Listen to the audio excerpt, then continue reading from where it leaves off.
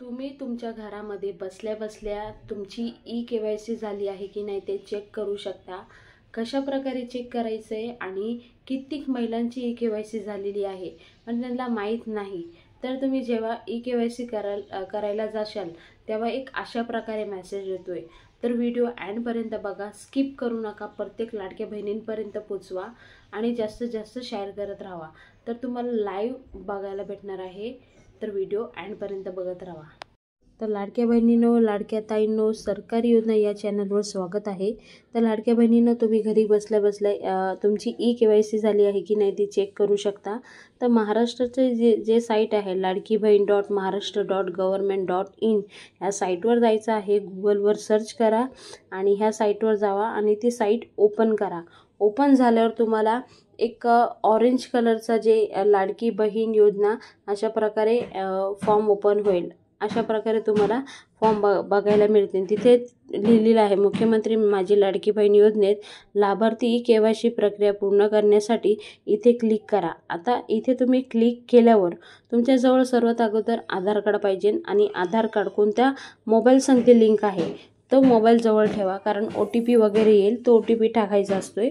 तर अशा प्रकारे पेज ओपन झाल्यावर पुढची प्रक्रिया म्हणजे आधार कार्ड टाकायचं आहे. आधार कार्ड टाका आणि खाली जे कॅप्शन आहे ते सुद्धा लिहून टाका.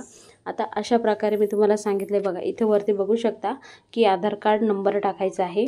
प्रॉपर आधार कार्ड नंबर टाका आणि खाली कॅप्शन दिलेलं आहे ते कॅप्शन पण सेम लिहायचं आहे.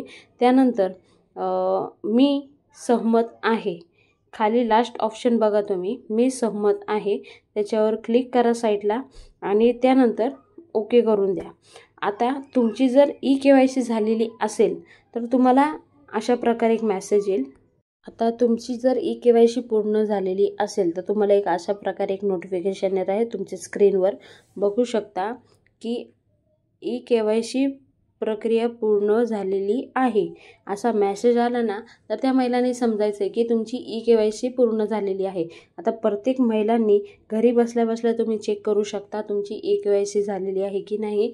आणि जर नाही झाली तर ह्या पुढची प्रोसेस तुमची चालूच राहणार आहे.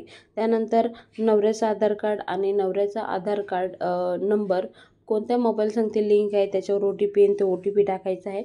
अशी प्रक्रिया आपण लास्ट व्हिडिओमध्ये सुद्धा सांगितलेली आहे. तर ही सोपी आणि सरळ प्रक्रिया आहे. तुम्ही घरी बसल्या बसल्या फोनमध्ये चेक करू शकता तुमची ई-के-वाय-सी झालेली आहे की नाही. भरपूर महिलांची ई-के-वाय-सी झालेली आहे पण त्यांना माहीत नाही, तर त्यांनी अशा प्रकारे चेक करायचं आहे. तर अशीच नवीन नवीन व्हिडिओ तुम्हाला बघायला भेटणार आहे आपल्या चॅनलवर. त्यासाठी आपलं चॅनल सबस्क्राईब करून ठेवा. पुन्हा भेटूया नवीन व्हिडिओ सांगते. तोपर्यंत बाय बाय, थँक्यू. जय हिंद, जय भारत, भारत माता की जय, वंदे मातरम, जय श्रीराम.